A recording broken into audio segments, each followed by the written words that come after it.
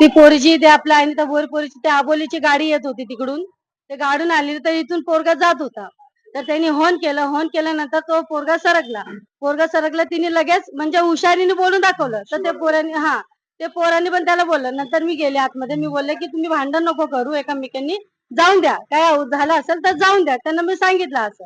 तर ती पोरी म्हणाली काय डायरेक्ट, तुम्ही मला बोललं ना तर तुला मी आता दाखवेल, मी माझ्या पोरा लोकांना आणेल आणि तुला मारेल, तुला मी माझी हे करेल, तुला मी आता बघ तुला मी काय करणार करून.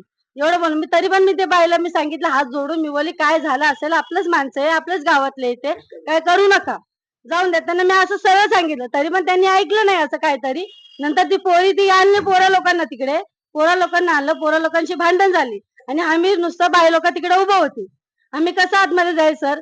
आणि माझं जे ससरा आहे ते आतमध्ये गेलं तिकडे, ते एक पोरांना मारत होता.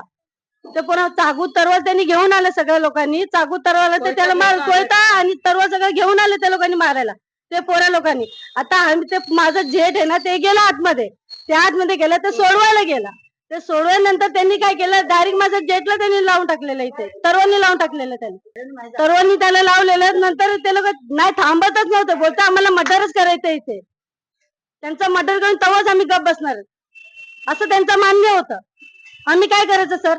आम्ही आबोली काय आपल्या याची आपली आईंदा बोरची पोरगी आहे ती, आईंदा बोरची वकील आहे आणि ती वकील पण आहे, ती पोरगी वकील झाली, ते वकील पण आहे ती पोरगी. ती पोरगी एवढं आमच्या एरियामध्ये सगळ्यांना रुबाब करून दाखवते, बोलते तुम्ही कोणी पण माझ्या याच्यामध्ये केलं सगळ्यांना मी खल्लास करून टाकेल, अशी ती डायरेक्ट बोलते.